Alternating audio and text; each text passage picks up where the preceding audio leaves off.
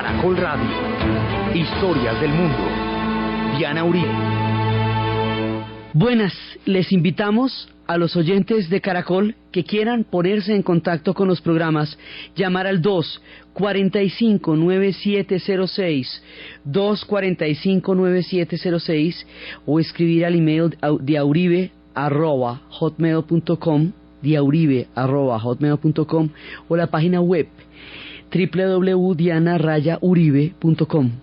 Hoy vamos a ver la formación de la conciencia nacional mexicana, el nacionalismo de los mexicanos, ¿de dónde surge?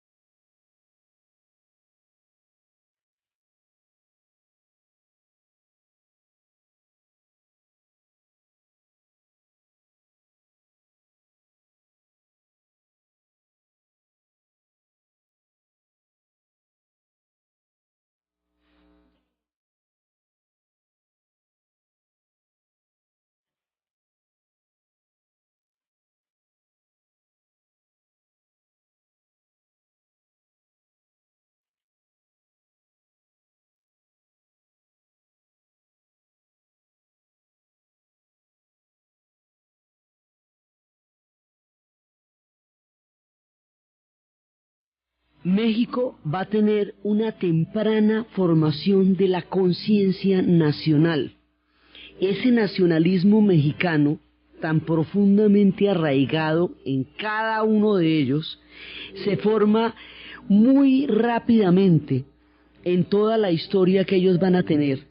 Se forma mucho antes de que ellos vayan a ser un Estado, van a ser una nación, y se forma a partir de una serie de factores, que son los que vamos a ver, cómo se van desenvolviendo los acontecimientos hasta formar un espíritu de una fuerza que es la que les ha permitido, y como habíamos visto la vez pasada, les permitirá a ellos aguantar muchas cosas que van a tener que enfrentar y para las cuales van a necesitar toda la fuerza que tienen.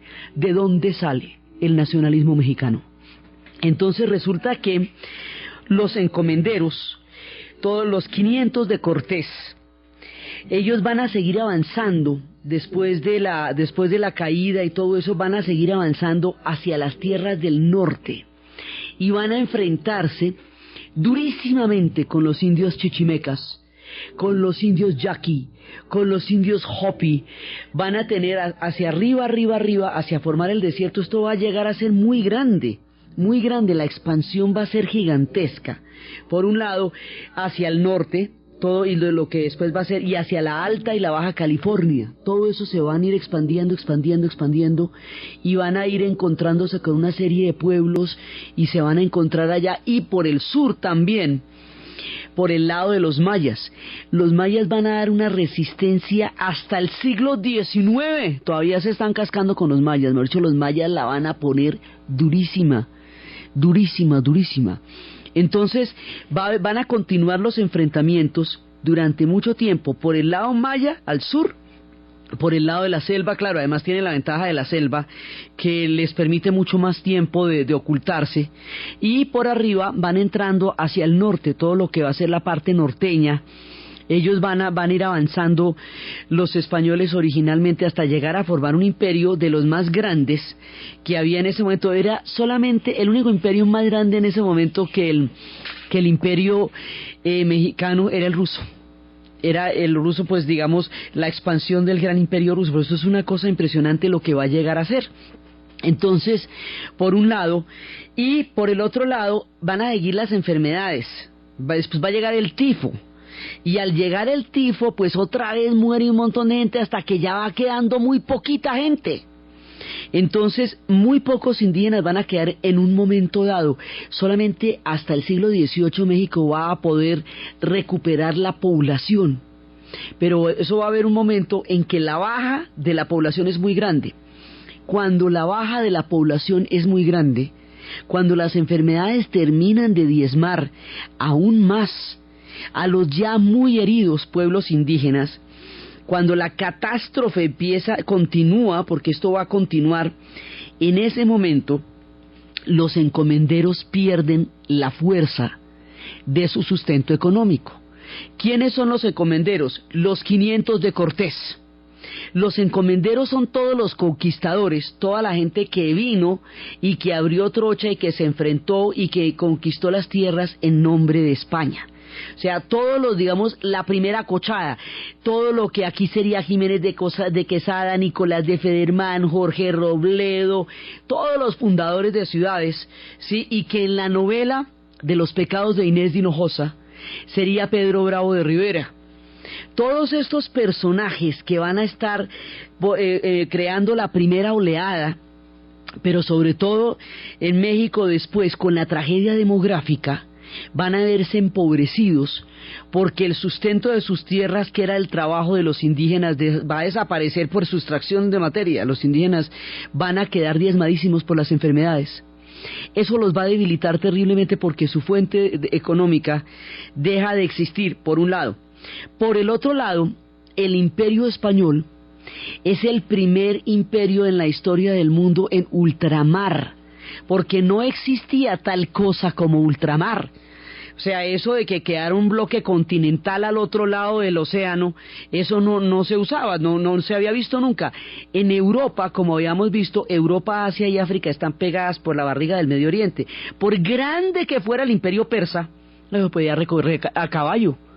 Por grande que fuera el imperio otomano, pues usted de todas maneras atravesaba, era un estrecho.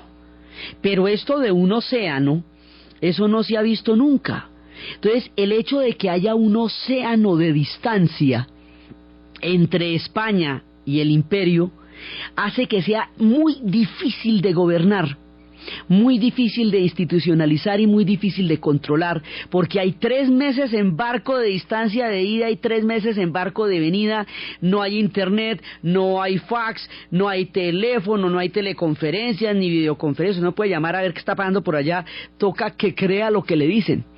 Entonces, ¿qué pasa? Hay una segunda oleada en la que España necesita institucionalizar esas tierras recién conquistadas y volverlas un imperio, o sea, crear una organización administrativa, crear imperio. En ese momento, los encomenderos que originalmente habían conquistado esas tierras empiezan a ser más bien un peligro para la corona en lugar de ser una fuente de riqueza para la corona, porque hay el terror de que se formen poderes locales. Como está tan lejos, es muy fácil que el que esté allá, como ese es el que está, termine gobernando él esas tierras en últimas, en la práctica, porque es el que está ahí. Entonces a España le entra una paranoia muy tenaz con que esos que están allá se terminen adueñando del paseo y ella pierde el control sobre esas tierras. Entonces va a haber una pugna entre los encomenderos, los 500 originales de Cortés, y los funcionarios que van a llegar de la península a gobernar, porque sienten como que nadie, hemos dicho que ellos hicieron todo el camello, que hicieron todo el trabajo, que se dieron la pela, que hicieron la guerra, y luego a la hora del té los van a dejar por fuera, porque los van es como corriendo del paseo. Entonces ellos empiezan a sentirse terriblemente frustrados, empiezan a sentir, los encomenderos sienten que han hecho la odisea de la vida, que mejor dicho, que lo que hicieron es colosal, que era como haber llegado a la luna en esa época, que no había hazaña comparable a la que ellos hicieron, y en lugar de sentir el agradecimiento de la corona, sienten que la corona lo que les está es tratando de quitar el reconocimiento y la honra de haber sido quienes conquistaron esas tierras para el rey de España. Entonces los encomenderos empiezan a sentir frustración y amargura, porque sienten que no los reconocen. Y a medida que van avanzando a esas tierras del norte, que son cada vez más inhóspitas, y se van encontrando con todas estas guerras y todo, después van diciendo que ellos merecerían una suerte distinta por todo lo que hicieron, y hay esta sensación de ingratitud, como de estafa, como de dolor, que ellos hicieron cosas impresionantes, lo hicieron en nombre de la corona, y la corona no les agradece ni les reconoce como es debido, y están en las tierras más duras y más tenaces, que son las del norte a donde van yendo, y como que no se corresponde una cosa con la otra.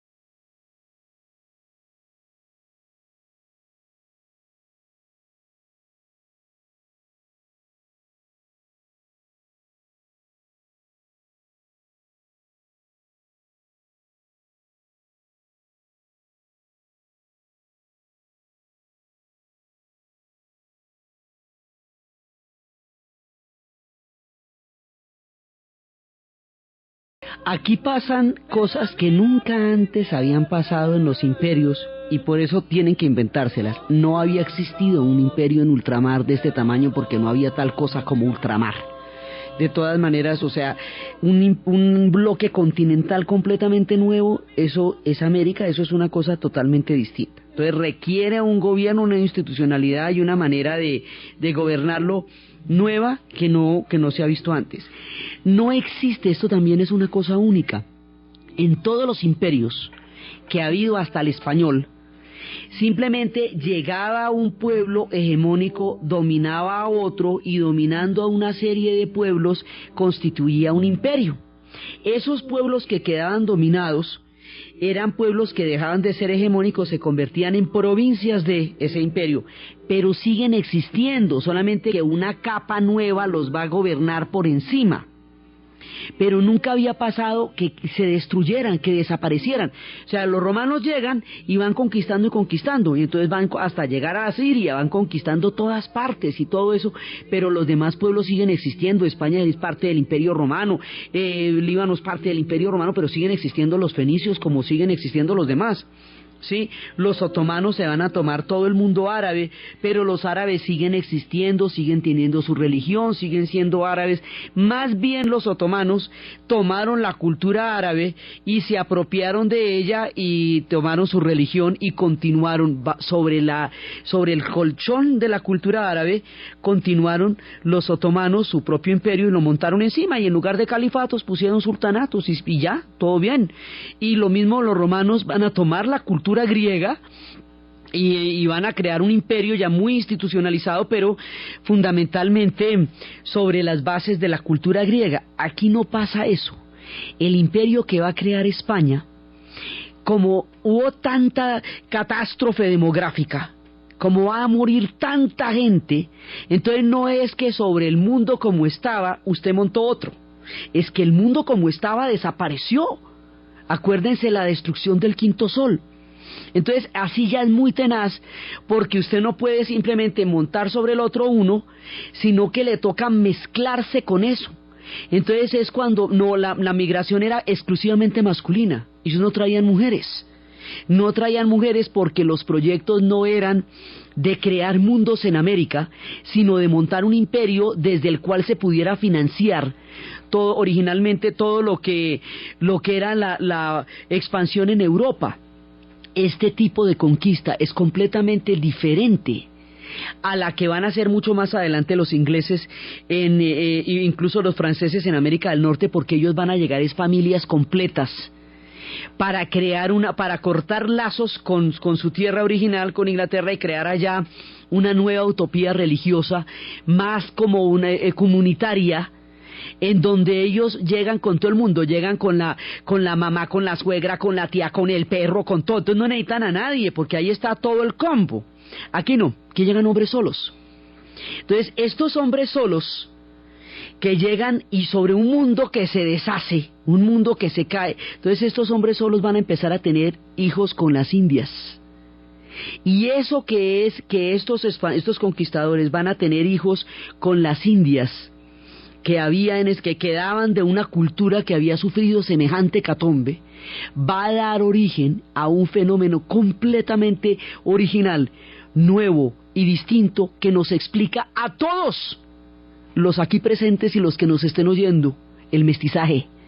Todos somos mestizos, porque hubo una catástrofe demográfica y hubo que volver a poblar todo con los que estaban. ¿Y quiénes eran los que estaban? Pues los sobrevivientes de la hecatombe del mundo indígena y los encomenderos. ¿Qué más hacemos? Entonces ahí se va formando un linaje, una descendencia. Esa descendencia es mestiza y ese es el sustrato fundamental de todos nosotros. Entonces resulta que se van formando, pero a medida que la pugna entre la corona y los encomenderos se va haciendo más dura, a medida que los encomenderos empiecen a ser poco a poco despojados de su reconocimiento y de su importancia, que la movilidad social se haga cada vez más difícil, porque hay un momento en que ellos los bloquean, para que los peninsulares, o sea, vamos a llamar peninsulares a los españoles que llegan directamente de la península ibérica, y vamos a llamar a los otros criollos los que ya han nacido en las tierras mexicanas, o los encomenderos que todavía quedaban. Pero estas dos clases entran en conflicto. Los peninsulares necesitan garantizar el dominio de España sobre todas estas tierras y que no haya poderes locales, y esto se va a volver un fantasma todavía mucho más bravo cuando más adelante surja la mítica y legendaria figura de Aguirre, o la ira de Dios. Lope de Aguirre desafiará a la corona. Y eso sí va a ser, o sea, cuando esté con toda su travesía por el Perú buscando el dorado. Ahorita nos ocupamos de él, pero el fantasma es para ellos tenaz. O sea, que alguien la vaya a montar aquí, de que tiene su parche propio, no se va a poder, pero no se va a poder. Entonces empiezan a desvanecer la importancia de los encomenderos, y estos encomenderos ahí es donde se sienten terriblemente estafados, porque hicieron las audacias y las proezas más inconcebibles de la época, y en lugar de ser considerados héroes, y en lugar de ser los adalides de la corona, lo que van viendo es que los desplazan. Este proceso de irles bajando la caña, de irles bajando la importancia, hace que 3 generaciones después ya los descendientes criollos mestizos de los encomenderos con las indias ya estén empobrecidos. Ya sea gente pobre. Dice, pero ¿cómo así? Si es que mi abuelo conquistó estas tierras, fue el que montó todo esto, y yo estoy de lo más vaciado cuando debería ser aquí el rey y el señor, pues esto debía ser un señorío. Entonces ahí va surgiendo un grupo que siente un profundo resentimiento contra los peninsulares, porque se sienten que les han volteado la espalda, que los han dejado atrás. Y entonces aquí se enfrentan dos clases distintas: los mestizos, los criollos, los descendientes de los encomenderos, que se sienten traicionados por la corona, y la corona, que necesita desesperadamente ratificar el dominio sobre estas tierras mediante una complejísima institucionalidad de funcionarios, de oidores, de veedores. Eso va teniendo diferentes nombres, pero tiene que ser una cosa, un aparato enorme para que pise duro. ¿Por qué? Porque es que ellos están teniendo una mano de guerras en Europa, hasta que llegue un punto en que la mano de guerras en Europa va a hacer que ellos no puedan sostener los dos imperios. ¿Se acuerda que ese imperio se habían formado por Juana la Loca y Felipe el Hermoso, que habían tenido a Carlos V, y Carlos V había sido el padre de Felipe II, que es el momento más esplendoroso del imperio? Y se nos habían juntado 2 coronas, la casa de los Habsburgo, la de Austria, y la española. Aquí cuando se hace tan grande el imperio, entonces vamos a hacer una cosa con los Austrias. Les dicen los españoles a los Austrias, ustedes gobiernen toda la parte europea y nosotros nos vamos a concentrar en ultramar. Porque está muy grande esto, los tercios españoles ya no dan más. Entonces surge una dinastía borbónica, una rama francesada borbona, que es la que va a gobernar España. Por eso es que en Madrid existe un Madrid de los Austrias y otro Madrid Borbón, ¿ve? Porque eso pasó. Entonces los austríacos van para formar un imperio tenacísimo también, que será el imperio más importante del centro de Europa. Aquí hay dos capitales, Viena y Madrid. Entonces, a medida que eso va pasando, va adquiriendo cada vez más importancia lo que es América, ¿sí? O sea, todas las tierras del Nuevo Mundo y de Nueva España, porque ahí es donde se va a basar el poderío del imperio. Ese imperio necesita financiarse, porque además ese imperio va a llegar hasta Filipinas. Por la vía de México, por el lado del Pacífico, por el lado de Acapulco, va a llegar hasta Filipinas. Y en Filipinas esos son 10.000 islas con una cantidad de culturas las más diferentes, y allá va a llegar el imperio español. Por eso era que se decía que no se ocultaba el sol, porque estaba en Filipinas lo mismo que en México y en Europa. Por eso en alguna parte del imperio siempre era de día. Por eso era que se decía que en el imperio de Carlos V no se podía ocultar el sol, porque siempre había sol en alguna parte, porque era el planeta el que tenía de por medio. Entonces eso necesita billete, hay que financiar eso, pero hay que financiarlo en serio. Entonces, esta financiación, la necesidad de financiar ese imperio, hace que el oro se busque desesperadamente. Entonces, lo que era una ilusión, una quimera, ahora se vuelve una necesidad de verdad. Van a buscar oro y van a buscar plata por todo el Nuevo Mundo. Van a esculcar el Nuevo Mundo piedra por piedra, grano por grano. Van a abrir huecos, mejor dicho, van a hacer una requisa gigantesca de todo el continente hasta que aparezca, ¿sí? Entonces es aquí donde se forman los mitos. Estaban buscando, decían que existía una ciudad de los papas blancos, que era la ciudad de la plata, buscando la ciudad de la plata por el sur, porque acuérdense que esto es un solo imperio. Entonces el proyecto está por todos lados, está por México, pero también está por el sur. Entonces, buscando la ciudad de la plata, creen que está en un río, y van buscando el cauce del río, un río que parece un mar, a ver si ahí está. Ahí no estaba, pero el río se quedó llamando el Río de la Plata. Sí, entonces están buscando el país que recorre el Río de la Plata. En el futuro recibirá el nombre de Argentina, porque la palabra latina para plata es argent. Sí, entonces de argent se va a llamar Argentina, porque se supone que ahí quedaba la ciudad de los papas blancos. Y ahí quedaba el Río de la Plata, y queda el Río de la Plata y queda la Argentina. Ahí no estaba la plata, sigamos. Entonces por el otro lado están buscando la ciudad de los papas blancos, por arriba están buscando las 7 ciudades doradas de Cibola, y por el centro están buscando el dorado. Y hágale, y busque, en la búsqueda del dorado, es cuando aparece la figura de Lope de Aguirre, que va a hacer toda la vuelta por el Perú, y va a buscar ese dorado. Y Lope de Aguirre sí se declaró en rebeldía con la corona, y él se declaró un señor autónomo, y él reclutó un poco de gente y fue a buscar el dorado, y es el traidor por excelencia. Por eso él va a matar a su hija, para que ella no sea la hija de un traidor, porque tiene el estigma encima. Y hay una película tenacísima que se llama Aguirre o la ira de Dios, dirigida por Werner Herzog y protagonizada por Klaus Kinski y Natasha Kinski, donde uno suda subiendo y bajando montañas buscando ese dorado, hasta que terminan llevados por allá en la mitad del Amazonas, comidos por las ratas. No apareció el dorado. Donde le aparezca, donde se le hubiera aparecido el dorado a Lope de Aguirre funda un imperio autónomo y nuevo en el Nuevo Mundo, y esa es la pesadilla más tenaz. Por eso es impresionante la figura de Aguirre. Hasta en Los pecados de Inés de Hinojosa, la Torralba había cabalgado con los garañones de Aguirre, que eso era ser uno mucho lo salvaje y mucho lo terrible. Entonces resulta que aparece, la plata va a aparecer en 2 partes. Va a aparecer en el Perú, las minas de Potosí, y van a aparecer en México, en nuestras tierras de relato, en lo que llamamos el camino de adentro, el camino de tierra adentro. En el camino de tierra adentro van a aparecer las minas de plata de San Luis de Potosí.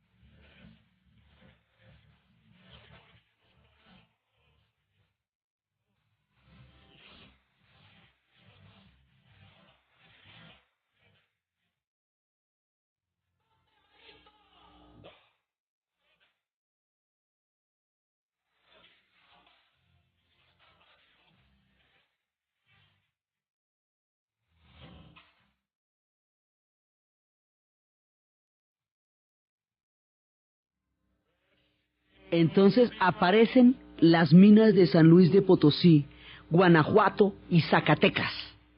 Y esas minas son enormes. Y esas minas determinan que la Nueva España, que es como se llama en ese momento México, se vuelva el corazón del Imperio Español. Entonces el Imperio Español va a estar montado sobre Nuevo México y sobre el Perú, por las minas de Potosí en el Perú. Los demás somos subsidiados, esto digamos los demás muy queridos, muy divinos, y aquí había oro y todo, pero la dureza, la tenacidad está montada sobre México y Perú. Entonces eso es el que va a dar el billete para financiar el imperio, para poderlo expandir, para mantenerlo, para todo eso. Aparece en un momento en que lo necesitaban desesperadamente. Y el oro también va a aparecer, pero esas minas de plata garantizan la supervivencia del imperio español y que puedan seguir aguantando todo lo que les quedará. Entonces, en ese momento es cuando ya hay como financiar el imperio, razón de más para mantener este imperio totalmente cohesionado, para mantener la contabilidad de los imperios, porque esto es lo que les va a dar a ellos la fuerza para seguir adelante. Por eso mucho tiempo después, cuando el imperio portugués estaba en una época de crisis, decía que por qué, siendo el mismo Dios, el de España y el de Portugal le había dado el oro y la plata era a los españoles y a ellos no les daban nada. Ya más adelante los portugueses descubrirán la ruta del oro, la que llegue a Goiás y la que vaya por toda la zona de Rupreto, porque decían que, mejor dicho, que siendo el mismo Dios, ¿por qué favorecía a los unos y no a los otros? Entonces, pero aquí les aparecen estas minas, y estas minas hacen la diferencia, y estas minas son las que le van a dar la importancia capital a México dentro del mundo español. De aquí para adelante el imperio es viable. Entonces, mientras tanto, los españoles están desarrollando semejante imperio, pero están enfrentando muchas potencias allá, porque Inglaterra se está volviendo una potencia muy seria y una potencia ultramarina también. Y Francia ha desarrollado un estado poderosísimo, entonces están en guerras permanentes con Francia. Y las cosas en Europa están muy complicadas. En la medida en que las cosas en Europa se compliquen, en que la pelea con los holandeses se les vaya a volver un agujero negro que no pueden ganar, en que Francia se haga cada vez más poderosa, en que Inglaterra se haga una tremenda nación y con un poderío naval impresionante, en esa medida España necesita cada vez más a América. Esto va cogiendo importancia hasta que se le va volviendo el corazón de su proyecto histórico. Y con las minas de plata y con toda la financiación del imperio, precisamente para mantener el equilibrio de poder frente a las potencias europeas, en ese momento es que los europeos, los ingleses, los franceses y los holandeses montan la piratería. Entonces la piratería era la yugular del imperio español, era desangrarlo por donde arrancaba. Habíamos visto la vez pasada que esos salían de la Veracruz, luego iban a La Habana y de La Habana salían a mar abierto, y que ahí alrededor de La Habana era donde estaban las barreras de coral, que era donde podían ocultarse los piratas y los corsarios y atacar, robar los tesoros y esconderlos en las cuevas, porque en alta mar la custodia que tenían los galeones ya era impenetrable para la fuerza, porque es que los piratas eran barcos de ataque, o sea, esto era una atracadita rápida y chin chin nos fuimos. Sí, eso se puede cuando hay una barrera coralina, pero usted no puede meterse frente al custodio militar de un galeón cargado de oro y de plata que vaya para España. Entonces, los piratas, como habíamos visto la vez pasada, cumplen la función de trasladar la guerra de lo que está pasando en ese momento en Europa al Caribe, porque del Caribe es que está saliendo el oro y la plata, por el Caribe salen el oro y la plata que financian el imperio español y van saliendo efectivamente de México y Perú.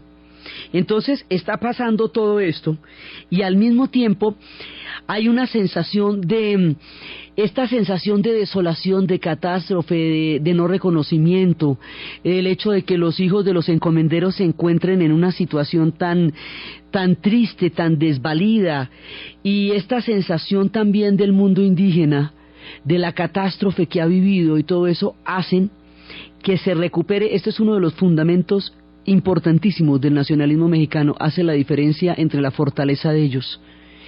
En ese momento empieza a reivindicarse el pasado indígena, empiezan a mostrar esto era una gran nación.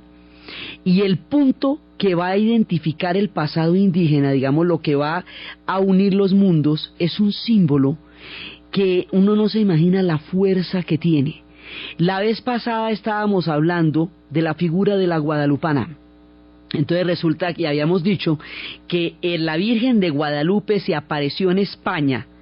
Era una virgen morena, bizantina, que se le va a aparecer al pastor Gil Cordero y que le dice que le haga en la gruta donde ella está una gran iglesia, un santuario, que él va a llegar a su casa, su hijo va a morir, pero él está tranquilo porque él va a crear el santuario y le van a devolver al hijo, cosa que efectivamente pasa, y empieza la devoción de la Virgen de Guadalupe.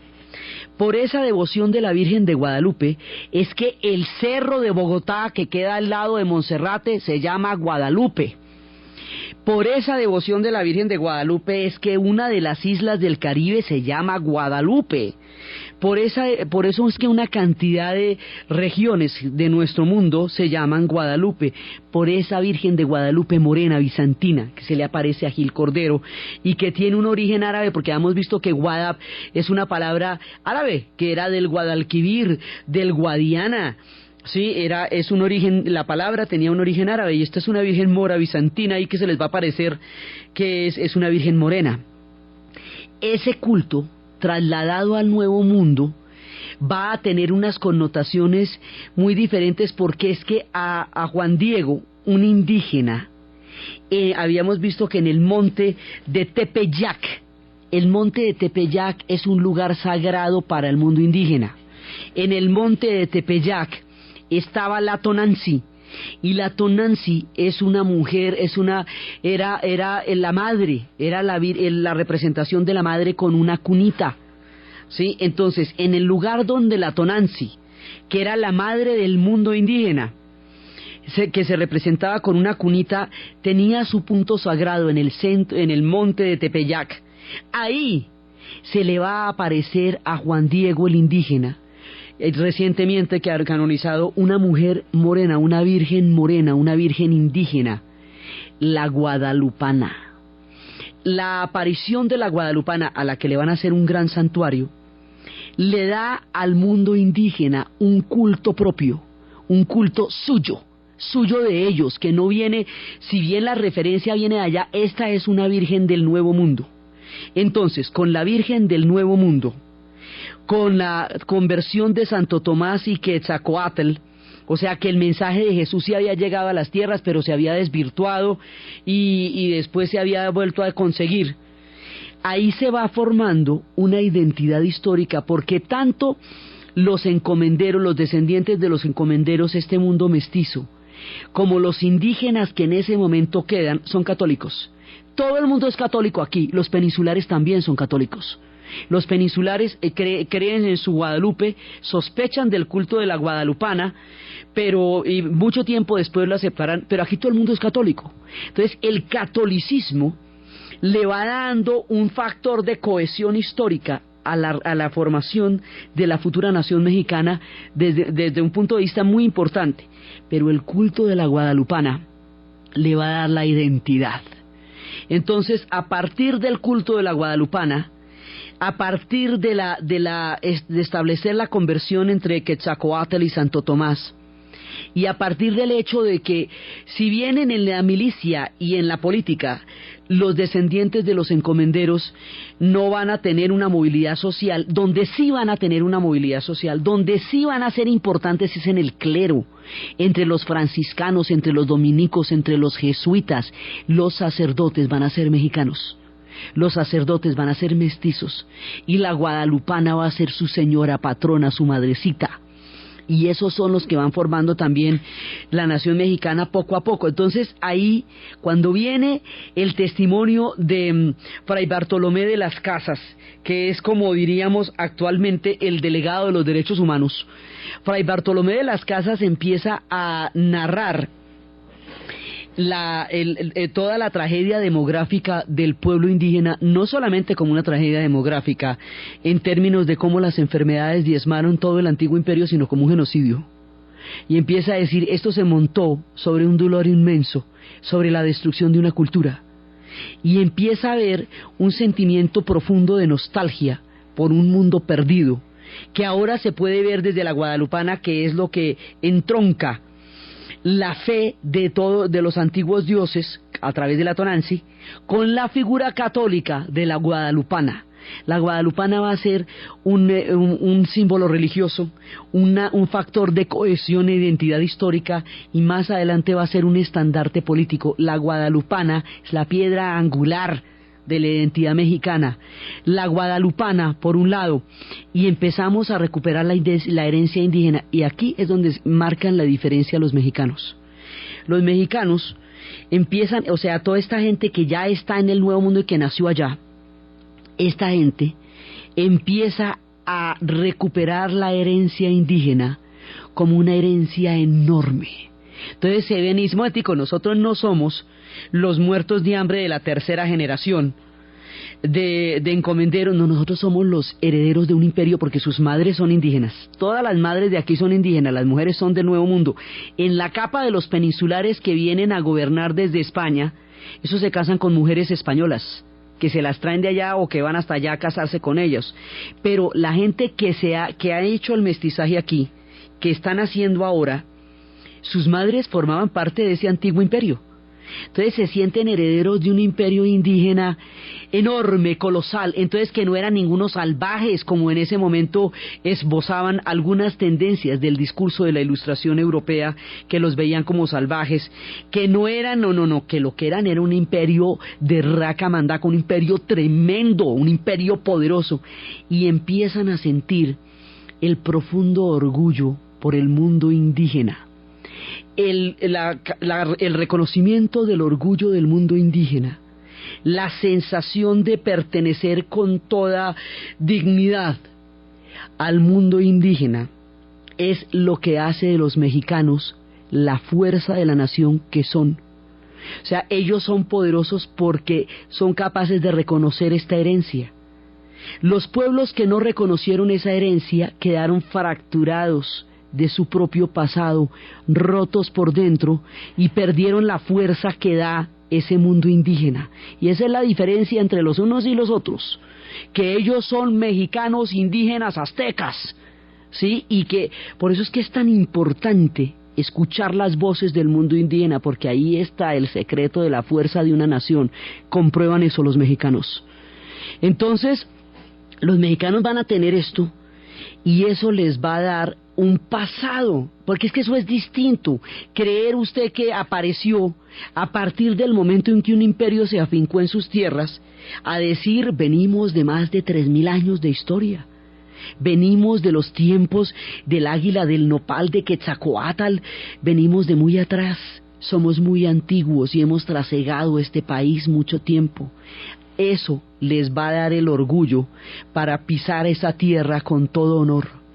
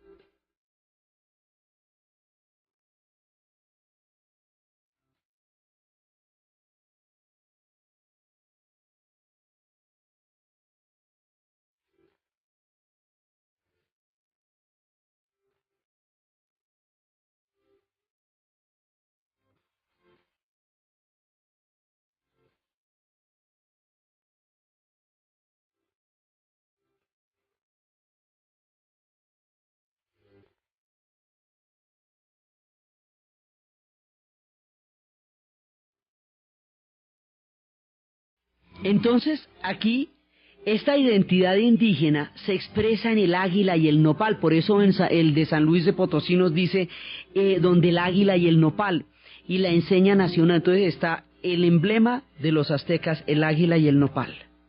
La Virgen de Guadalupe como la señora que acoge. Habíamos hablado la vez pasada de cómo suplanta al personaje de la Malinche, porque el personaje de la Malinche tenía el sabor amargo de una traición. La guadalupana es autóctona, es de la nueva tierra, y la guadalupana acoge y es una madre protectora, en un tiempo de sanación cuando habían pasado tantos cataclismos. Entonces la guadalupana articula el mundo mestizo con el mundo indígena alrededor de un solo culto. Y eso de articular este mundo mestizo, que viene de los descendientes de los encomenderos y las mujeres indias, con los indios que sobrevivieron alrededor de la Guadalupe, es lo que forma una nación ahí. Todavía no son un estado, pero ya son una nación. Entonces es el mundo indígena, el águila y el nopal, el Día de los Muertos que viene de los mayas y la ceremonia de la guadalupana, lo que va formando la conciencia de identidad histórica. Entonces ellos tienen una formación muy temprana, son una nación más bien pronto, antes de ser un estado son una nación. Y el odio al mundo español, al mundo peninsular, a quienes ellos llamaban gachupines. Estos gachupines los distinguían de los descendientes porque ellos son peninsulares, mantienen su condición peninsular, se casan con mujeres españolas y van a mantener, digamos, hay un momento en que hay estamentos diferentes entre lo que es todo el gobierno del Imperio Español, todos los funcionarios provenientes de la península, y lo que es la gente que vive en el mundo de la Nueva España. La gente que vive en el mundo de la Nueva España no tiene movilidad social y no va a ocupar esos cargos nunca. Los criollos no van a poder ocupar esos cargos jamás, porque están bloqueados. Hay un punto hasta donde no pueden subir. Entonces por eso hay una sensación de pugna con ese mundo español, con ese mundo, digamos, institucional de la península. Entonces, alrededor de esa bronca con ese mundo institucional de la península, alrededor con lo que ellos llamaban gachupines, ellos a todos le van a poner, después cuando lleguen los gringos los van a llamar gabachos, ¿sí? Entonces, inclusive en el México, digamos, en el México moderno pasan cosas increíbles. Se distingue la vieja bronca contra los peninsulares de los españoles que llegarían mucho tiempo después en el siglo XX, cuando la República Española caiga y sube el franquismo, que miles y miles de refugiados republicanos van a llegar a México, que los recibirá con los brazos abiertos, esos españoles, que después serán además la mejor decisión histórica que tome México, porque esos españoles serán los que harán de México una potencia cultural, eran la intelectualidad de la República, que junto con la intelectualidad mexicana harán una mezcla maravillosa en términos de literatura y en términos de arte y en términos de cultura. Los distinguen, en el México moderno distinguen a los republicanos de la España del siglo XX, de 1936, de los republicanos que perdieron la guerra, de estos peninsulares que eran los gachupines. Entonces, en torno a la figura de la bronca contra los gachupines, que produce cohesión, en torno a la figura de la guadalupana, que acoge, protege, da cariño, sana y ama, y en torno al mundo indígena, que provee el orgullo, que provee la dignidad, el sentido de pertenencia. Yo soy, yo vengo de alguna parte, a mí no me trajeron, yo vengo de estas tierras, y es lo que ellos van sintiendo. Entonces, lo que mucho más adelante, a mediados del siglo XX, intentarán hacer, y harán los movimientos de los movimientos negros en Estados Unidos, que era empezar a crear un sentido de propia valía, un sentido de propio orgullo, el retorno a lo africano, la música africana, el afro, todo eso que será el poder negro, la revolución cultural de ellos para apropiarse de la herencia africana. Eso lo están haciendo los mexicanos con el reconocimiento de la historia indígena tempranito.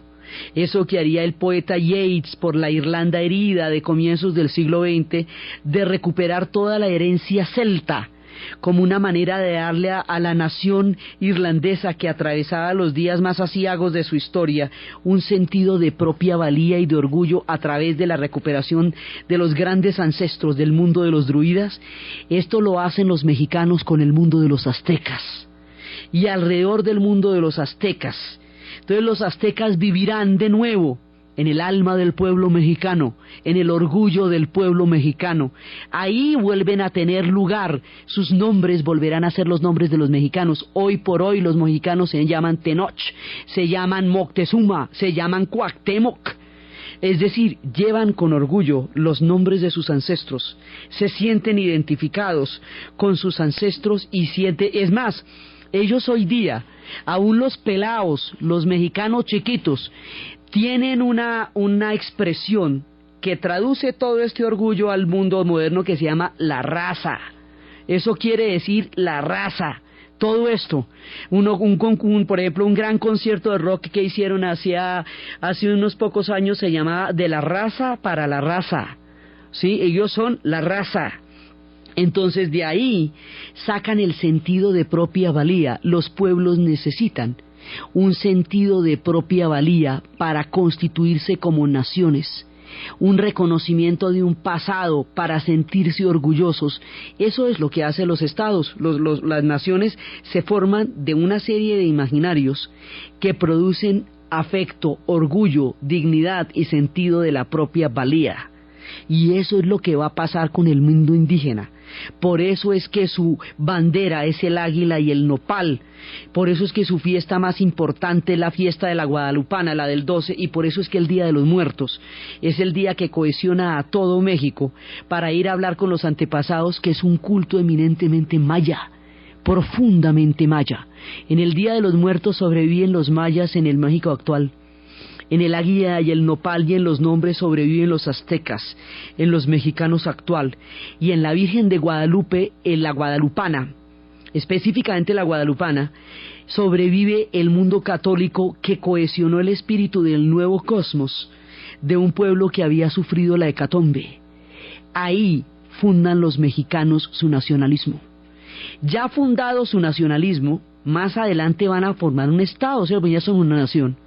Y después van a ser un estado, pero para ser un estado tienen que dejar de ser parte del imperio español, porque siendo parte de un imperio, ellos no van a poder ser un estado. Ese proceso se va a dar, el proceso de la ruptura, como son los sacerdotes, los verdaderos mestizos, los que van a estar, digamos, creando la intelectualidad y el pensamiento también. Incluso una vez van a ser expulsados los jesuitas y se van a ir para Italia y van a conocer un mundo desolador para ellos, un mundo donde todos sus valores se veían despreciados, porque la ilustración a España no le va a dar valía. España va a ser como el símbolo de todas aquellas cosas que la ilustración, en contra de las cuales está la ilustración. Es una tragedia lo que va a pasar en esa conflusión de la historia. Entonces los sacerdotes van a ser los que en el futuro lideren las rebeliones. Hidalgo y todos ellos serán los que lideren las rebeliones para formar de esta nación, de esta conciencia nacional, un estado. Entonces se va a ir a convertir en un estado. ¿Y cómo se va a ir a convertir en un estado? Ahora, los mexicanos van a tener la fuerza, es de esta temprana formación de la conciencia nacional. Y eso los hace únicos y a la vez es un ejemplo histórico poderoso y digno, que hace de ellos una nación grande. Ellos son grandes es por eso, porque tienen un tempranísimo nacionalismo que los va a acompañar en los avatares de la historia. De cómo es esa formación de la conciencia nacional mexicana se va a convertir en un estado de las rebeliones, de la ruptura con el imperio y de la consolidación de muchos de sus arquetipos. Eso es lo que vamos a ver en el siguiente programa. Entonces, desde las tierras del norte, desde la lucha de los chichimecas, desde los pueblos Hopi y los pueblos que quedan allende los desiertos, desde las historias de una nueva generación de pueblos que se van formando entre los hijos de los encomenderos y las mujeres indias de la tierra, desde la poderosa, misteriosa e impresionante presencia de la guadalupana, desde el orgullo de los aztecas y desde la conflusión y desde la cantidad de factores que van armando un mundo nuevo como nunca se había visto. En la narración, Diana Uribe. En la producción, Jessy Rodríguez. Y para ustedes, feliz domingo.